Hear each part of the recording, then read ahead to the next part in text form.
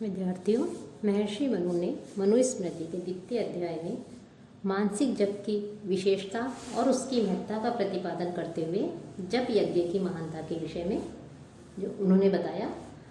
कि जो जप यज्ञ है वो जप यज्ञ की 16वीं कला के बराबर भी हम जो विधि यज्ञ सहित जो 4 पाक यज्ञ हैं कि वैष्णुदेव, होम बलि, वैष्णुदेव यज्ञ, होम बलि कर्म, नित्य श्राद्ध और अतिथि भोजन, ये सब जप यज्ञ की 16वीं कला के बराबर भी नहीं है। कि बलि, वैष्णुदेव यज्ञ, नित्य श्राद्ध और अतिथि भोजन 4 पाक यज्ञ कहलाते हैं। अमावस्या व पूर्णमासी जो किया जाने वाले यज्ञ विधि यज्ञ कहलाते हैं। ये सभी यज्ञ जो हैं ये जप यज्ञ अर्थात गायत्री ओमकार के उच्चारण सहित, प्रणव के उच्चारण सहित महाव्यावृत्ति पूर्वक जो गायत्री मंत्र का जो जप किया जाता है उस जप की 16वीं कला के समान भी नहीं है, उसके बराबर भी जप नहीं है। और जप से जो द्विज है उसे सब प्रकार की सिद्धि की प्राप्ति हो जाती है और वो ब्रह्म में लीन हो जाता है कि उसे ब्रह्म का जो है आश्रय में वो चला जाता है, ब्रह्म आश्रय की प्राप्ति उसे हो जाती है। इसलिए गायत्री मंत्र की महत्ता का महर्षि मनु ने वर्णन किया है। साथ ही इसके पश्चात वो जो इंद्रिय हैं ब्रह्मचारी के लिए इंद्रिय संयम पर की आवश्यकता पर भी बल दिया है कि ब्रह्मचारी को जो है इंद्रियों के पर पूर्ण रूप से निग्रह रखना चाहिए, इंद्रियों पर संयम रखना चाहिए। इसी क्रम में वो कहते हैं कि इंद्रियाणाम विचरताम विषयेषु अपहारेषु संयमे यत्नम आतिष्ठेत विद्वान अंते वाजिना, कि विद्वान यंता वाजिना, कि जो विद्वान अर्थात जो विद्वान व्यक्ति हैं उन विद्वान व्यक्तियों के अपहारिषु, कि विद्वान व्यक्ति जो हैं उन विद्वान व्यक्तियों के को हरण करने वाले, किसका हरण करने वाले? उनके चित्त का, कि विद्वान व्यक्तियों के चित्त का हरण करने वाले, उनको अपनी ओर आकर्षित करने वाले, विषयेषु विचरता, जो विषय हैं उन विषयों में विचरण करती हुई इंद्रियाणाम, जो इंद्रियां हैं उन इंद्रियों के संयम में उनका नियंत्रण करे, अर्थात उनको नियंत्रित करने का प्रयत्न करे, रोकने में ऐसा प्रयत्न करे, ऐसा यत्न करे कि जैसे वाजिनाम इव, कि जो घोड़े होते हैं उन घोड़ों को रोकने के लिए, उनको नियंत्रित करने के लिए यंतेव यत्नम आतिष्ठे, कि जो सारथी होता है वो सारथी उन घोड़ों को रोकने के लिए उनकी लगाम को खींचता है, उनको नियंत्रित करता है। कि विद्वान व्यक्ति के चित्त को, उनको मनीषी व्यक्ति के मन को हरण करने वाले, अपहृत करने वाले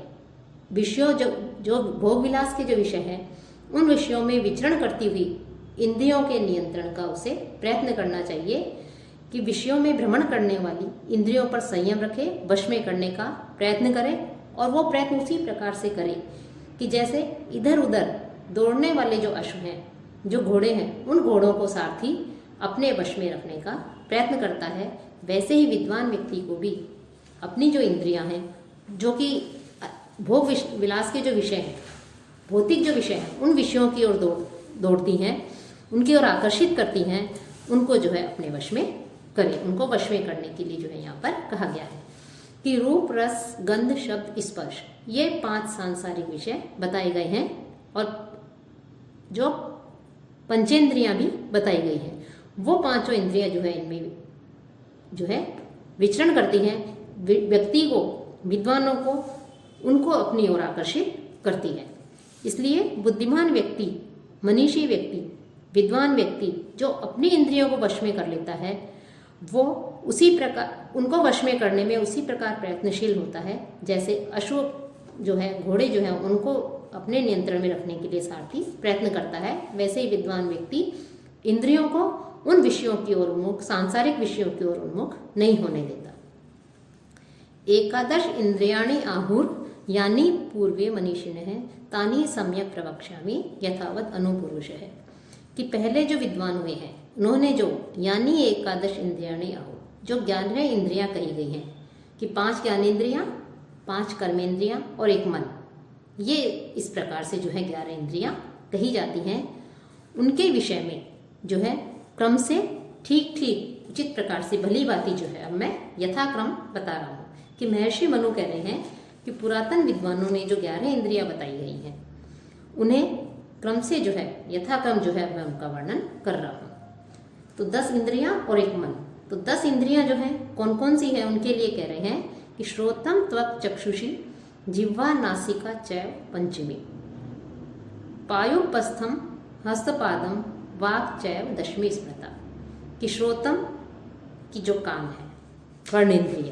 अर्थात कान, कि कौन कौन सी 11 इंद्रियां हैं उनके विषय में कह रहे हैं कि एक तो कह रहे हैं श्रोत्रम अर्थात जो कान है वो, त्वक की त्वचा, कि कान त्वचा अर्थात चर्म, चक्षुषी नेत्र, जिह्वा की जो रसना है, नेत्र से तात्पर्य दोनों नेत्रों से है, और जो रसना है जीभ है, पंचमी नासिका और 5वीं इंद्रिय है नासिका अर्थात नाक, और साथ ही साथ पायुपस्थम अर्थात उदा आदि और जनेन्द्रिय आदि, हस्तपादम हाथ पैर, और दसवीं कौन सी है वाक, और 10वीं इंद्रिय है वाणी। अर्थात इस प्रकार से ये 10 इंद्रियां कही गई हैं कि 5 ज्ञानेंद्रियां और 5 कर्मेंद्रियां ये मिलकर के इस प्रकार से जो है 10 इंद्रियां बनती हैं। तो इनमें से ज्ञानेंद्रियां कौन सी है, कर्मेंद्रियां कौन सी हैं, उनका विभाजन करते हुए कह रहे हैं बुद्धि इंद्रियाणि पंचेशाम श्रोतादीनि अनुपूर्वश है, कर्मेंद्रियाणि पंचेशाम माटवा आदिनी प्रचक्षति। कि इनमें से कि एशाम श्रोतादीनि, इनमें से जो श्रवणेन्द्रिय आदि है क्रम से 5 इंद्रियां जो है वो ज्ञानेंद्रियां हैं। पहले वाले श्लोक में जो बताया था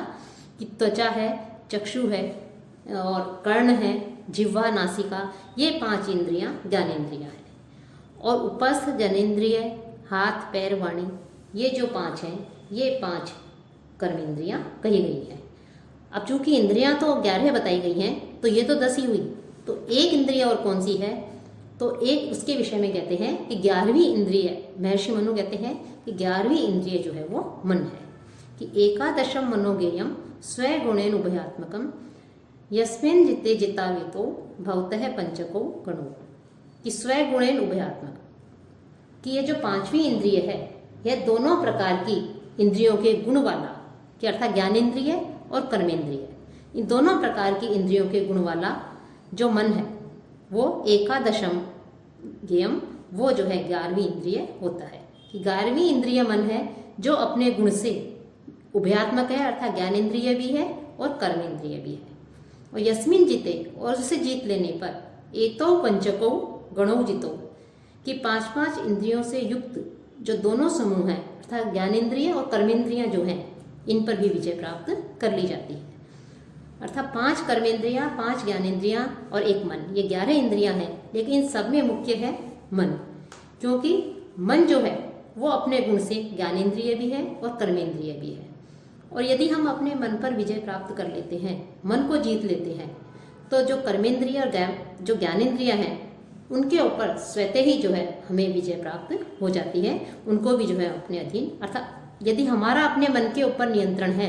तो इंद्रियां हमें कितना ही सांसारिक वस्तुओं की ओर, भोग विलास के विषयों की ओर आकर्षित करे, लेकिन यदि हमारा मन के ऊपर नियंत्रण है तो वो इंद्रियां भी हमारे अधीन ही रहेगी। अर्थात हमारी इच्छा के विपरीत, हमारे मन के विपरीत जो है वो हमें उन विषयों की ओर आकर्षित नहीं कर सकती।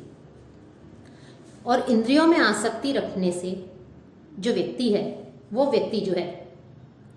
अवश्य ही दोष का भागी होता है। कि इंद्रिय संयम से हमें सिद्धि मिलती है और इंद्रियों के विषयों के प्रति आसक्ति रखने से व्यक्ति जो है दोष का भागी होता है। तो इंद्रियों के जो विषय है शब्द, स्पर्श, रूप, रस, गंध आदि, इन विषयों के प्रति आकृष्ट होगा मनुष्य तो अवश्य ही वो पतन की ओर जाएगा, और जब वो इन इंद्रियों को अपने वश में कर लेगा तो उसे सिद्धि की प्राप्ति होगी, अपने लक्ष्य को जो है वो प्राप्त कर सकता है। न जातु काम है कामानाम उपभोगेन शाम्यति हविषा कृष्ण वर्त में भूय एव भी वर्धते। कि काम है जातु कामाना, कि तृष्णा कामोपभोग से कभी भी शांत नहीं होती है। जो तृष्णा है, जो लालसा है कि हमें भोग विलास के जो सांसारिक जो विषयों के उपभोग की जो इच्छा है वो इच्छा कभी भी शांत नहीं होती। उपभोगेन न शाम्यति, वो इच्छा कभी भी विषयों के उपभोग से शांत नहीं हो सकती, बल्कि कृष्ण वर्तमा एव, कि जैसे कृष्ण वर्तमा कहते हैं अग्नि को, कि जो अग्नि है, जैसे अग्नि हविषा भूय अभिवर्धते, उसमें जब हवि डालते हैं, घी की आहुति आदि डालते हैं, तो अग्नि जो है वो अग्नि और अधिक प्रज्वलित होती है और अधिक तेज होती है। उसी प्रकार से जैसे हम विषयोपभोगों के प्रति, कामोपभोगों के प्रति आसक्त होंगे, उनका उपभोग करेंगे, तो उनको और अधिक प्राप्त करने की इच्छा, तृष्णा जो है हमारे मन में बढ़ने लगती है और हमें शांति नहीं मिलती है। तो विषयों के उपभोग से इच्छा कभी भी पूरी नहीं होती, बल्कि घी में अग्नि के समान वो इच्छा जो है हमारी, विषयों के प्रति आसक्ति, भोग विलास की आसक्ति जो है हमें बढ़ती जाती है हमारे मन में। और जो इन सभी मनोरथों को प्राप्त कर ले, या इन दोनों सभी प्रकार के भोगों का परित्याग कर दे, कि इन दोनों में प्राप्त करने की अपेक्षा सभी कामनाओं का परित्याग करना श्रेष्ठ बताया गया है। कि यदि व्यक्ति विषय भोगों के प्रति आसक्त होकर उसे उन भोगों की प्राप्ति भी हो जाए, और वो उन विषय भोगों का